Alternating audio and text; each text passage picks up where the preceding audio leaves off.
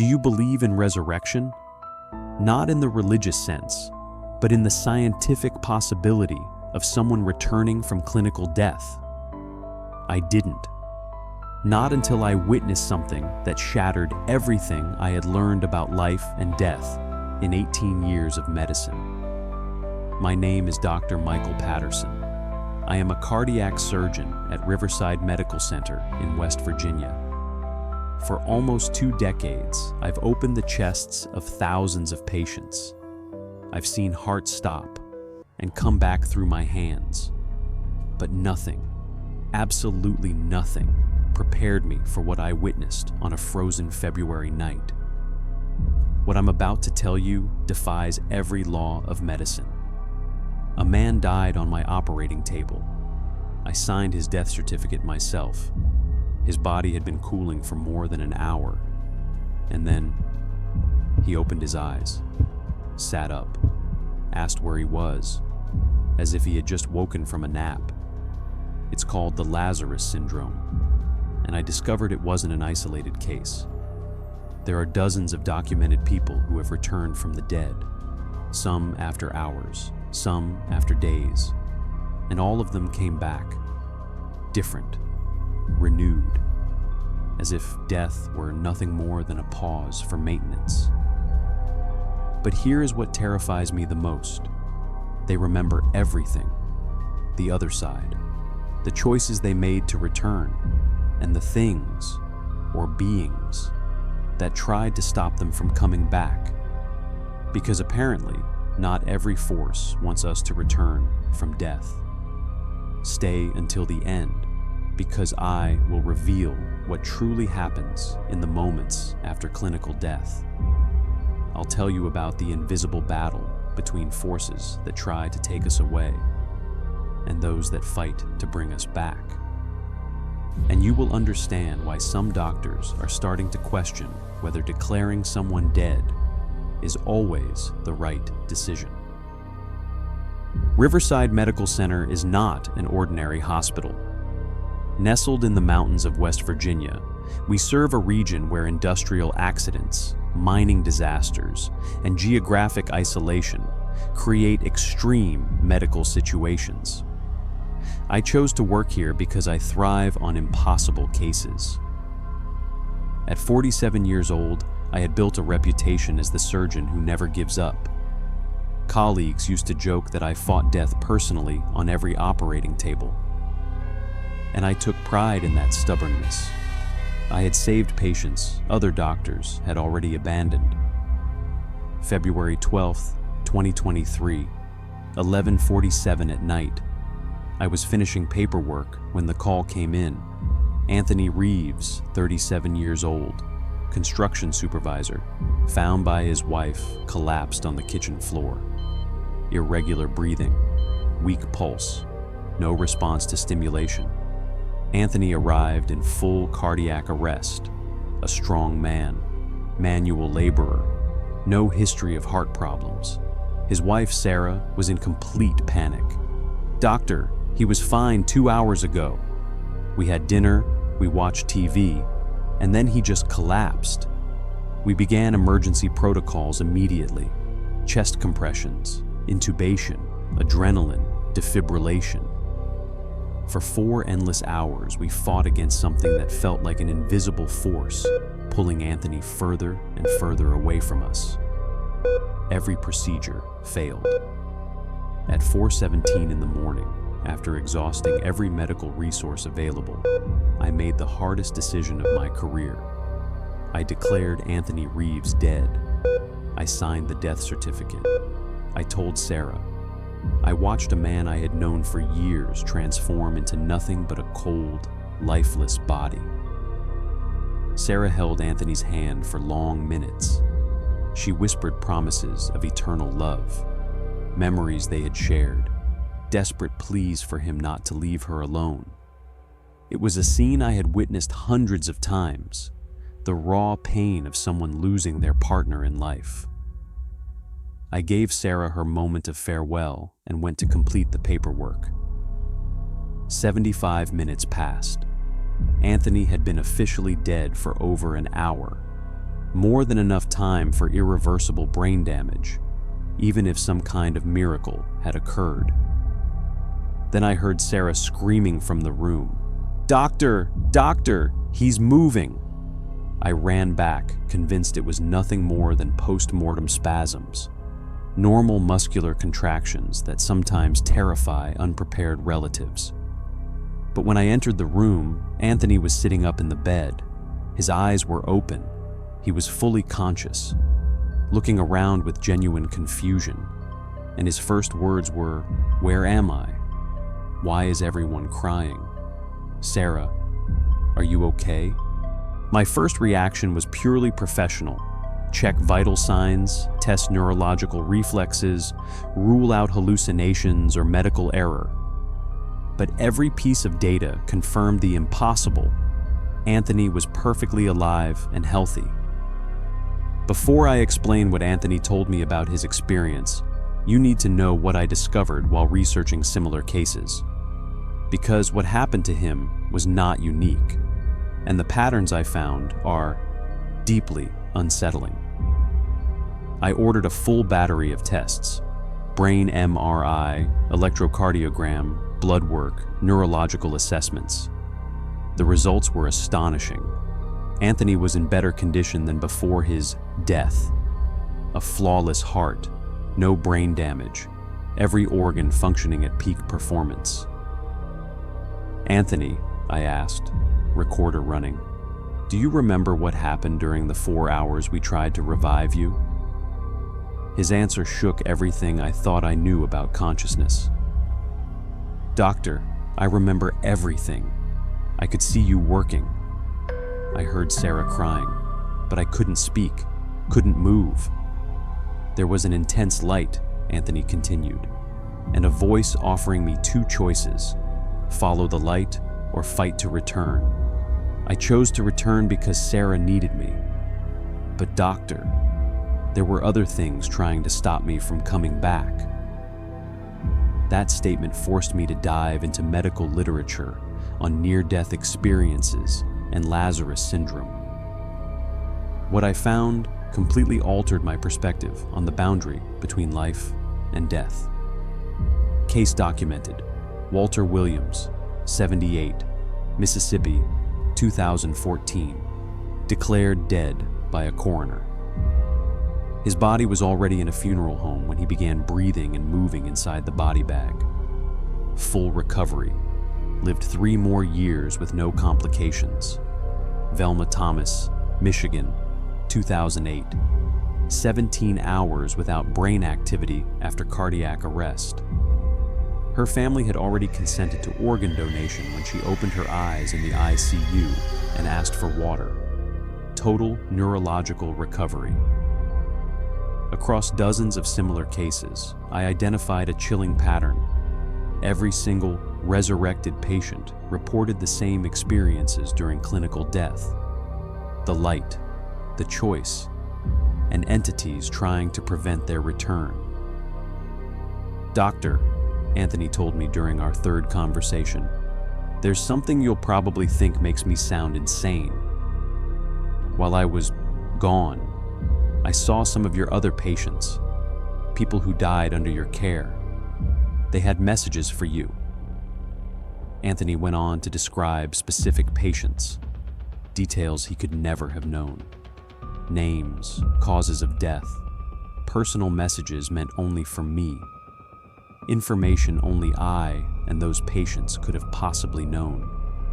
2 weeks after Anthony's return, I received a call from Dr. Elena Rodriguez, a cardiologist at another hospital. "Michael, we had a case you need to hear about. Patient declared dead for 90 minutes. He just woke up asking for you by name. He says Anthony Reeves sent him." Marcus Henderson, 42, same syndrome, same experience, same pattern of optimized recovery. But Marcus carried a warning. "Dr. Patterson, they're watching you. The entities that try to keep us from returning. They know you're questioning death." "Not everyone makes it back," Marcus explained. "Some are forced to move on against their will, and those who do return carry a responsibility. We have to tell the truth about what lies beyond clinical death. That's when I realized Anthony, Marcus, and the others did not come back by chance. They were chosen or volunteered to serve as messengers, to warn us that death is not the absolute end medicine has always taught. But I also understood something else. By questioning the nature of death, by documenting these impossible cases, I had drawn the attention of forces that want certain truths buried, and that my own life might now be in danger. To understand scientifically what I had witnessed, I consulted world-leading experts on near-death experiences and resurrection phenomena. Dr. Raymond Moody, pioneer in research on life after death, offered me a striking perspective. Dr. Patterson, Moody explained, the Lazarus Syndrome challenges our entire understanding of consciousness and brain death. Cases like Anthony's suggest that consciousness may exist independent of measurable brain activity. That would revolutionize both medicine and philosophy. Dr. Pim van Lommel, a Dutch cardiologist who studied more than 300 near-death cases, revealed disturbing statistics. Approximately 18% of patients in cardiac arrest report awareness during clinical death, but only 0.2% experience spontaneous return after being declared dead. What makes cases like Anthony's unique, Van Lommel continued, is that they return with verifiable information about events that occurred while they were clinically dead. This suggests that consciousness operates through mechanisms we do not yet understand. Dr. Eben Alexander, a Harvard neurosurgeon who underwent his own near-death experience during a coma, shared a technical insight. During my bacterial meningitis, my neocortex was completely inactive. It was impossible for me to generate any conscious experience. Yet I lived through the most real experience of my life. That forced me to accept that consciousness is not produced by the brain, Alexander explained, but rather something the brain accesses, like a radio tuning into a station. When the brain fails, consciousness doesn't vanish. It simply loses its physical receiver. Dr. Sam Parnia, director of resuscitation research at NYU, showed me data that changed my medical practice. We studied over 2,000 cases of cardiac arrest. 40% of survivors reported awareness during clinical death, some for durations that traditional neuroscience cannot explain. The problem, Parnia continued, is that we declare death based on criteria developed decades ago, before we understood the complexities of consciousness. We may be premature in many of our death declarations.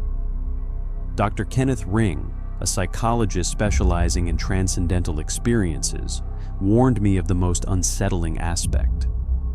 Some patients report resistance when trying to return, as if there are forces attempting to block them from re-entering their physical bodies. We call this dimensional interference, Ring explained. There may be entities or systems that benefit when consciousness leaves the physical plane, and they may not want certain people returning with information about what exists beyond death. Dr. Michael Sabom, a cardiologist who documented hundreds of near-death experiences, revealed a troubling secret from inside the medical community. Many colleagues have witnessed cases like Anthony's, but they refuse to report them for fear of damaging their careers. Traditional medicine does not accept that death is reversible beyond specific timeframes. There is institutional pressure to maintain death as an absolute concept, Sabom continued, because if we admit that consciousness persists beyond brain death, we would have to rewrite organ donation protocols, legal definitions of death, even the very moment when a human being is truly considered gone. Remember when I mentioned that the entities were watching me? 3 months after Anthony returned from the dead, I began receiving strange phone calls, always between 3 and 4 in the morning. Voices whispering the names of patients who had died under my care. One of the voices was recognizable. Margaret Thompson, 67, who died during cardiac surgery in 2019. "Dr. Patterson," she whispered through the line, "they would not let me return. But I need to warn you about what is coming for you." Anthony and Marcus were able to return because they had special protection, Margaret continued. But not everyone has that protection. And you are interfering with something that should not be questioned. Stop investigating before it's too late. I began receiving visits from relatives of former patients. All of them reported dreams in which their loved ones appeared with the same message.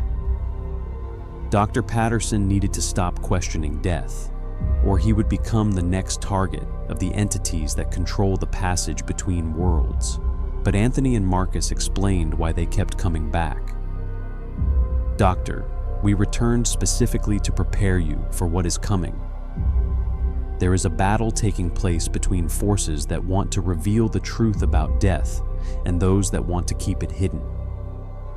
You were chosen as a spokesperson," Anthony told me during our last conversation, before he disappeared mysteriously. Other doctors witnessed similar cases, but they were silenced. You have a different kind of protection, but only while you fulfill your mission. In my research, I discovered that at least 7 doctors who documented Lazarus Syndrome cases had died in accidents in the past 5 years. All of them after publishing papers that challenged traditional protocols for declaring death. Dr. Helen Morrison from California died in a car accident 3 days after presenting a resurrection case at a medical conference. Dr. James Wheeler from Texas reportedly took his own life by overdose after documenting a patient who returned to life 4 hours after being declared dead. Margaret Thompson's calls grew more urgent. "Doctor, they are planning something for you. An accident that will look natural. You must tell your story before you are permanently silenced." That was when I decided I needed to share publicly what I had witnessed. Because if invisible forces are trying to hide the truth about death and resurrection, then that truth must be preserved by any means necessary. Last week, something happened that changed everything. I received a patient in cardiac arrest, Dr. Richard Hawthorne, a renowned neurosurgeon who had spent decades studying consciousness and brain death. He had been without vital signs for 20 minutes when he arrived. During the resuscitation attempt, Hawthorne opened his eyes while still officially dead.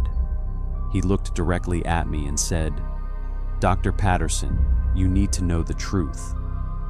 I was sent to tell what really happens on the other side." "Lazarus Syndrome is not random," Hawthorne whispered, his voice impossible for someone in cardiac arrest. "It is a system. Specific consciousnesses are sent back to fulfill missions. Anthony and Marcus were merely messengers. I am your true guide. Death is not the end, Doctor. It is a transition to a dimension where consciousness continues to evolve. But there are entities that feed on human fear of death. They sabotage returns to keep you in the dark about the truth." Hawthorne smiled and closed his eyes. When we checked his vital signs, he was truly dead. He had been dead for the entire conversation, impossible by any known medical law. But here is what you need to know about me, Dr. Michael Patterson. I died 3 days ago, a heart attack in my office. But I chose to return to tell this story, because some secrets are far too important to die with us. At this very moment, my physical body is on a morgue table awaiting autopsy. But my consciousness has temporarily returned to record this testimony. Because you need to know, death is just a door, and on the other side, there is far more than you imagine.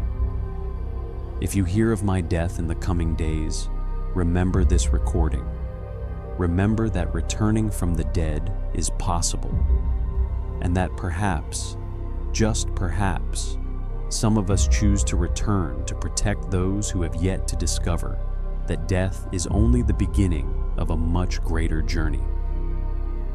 The heart can start beating again, even after death. And when it does, we carry messages from a place where time works differently, where love transcends the physical, and where some battles continue even after we leave our bodies behind.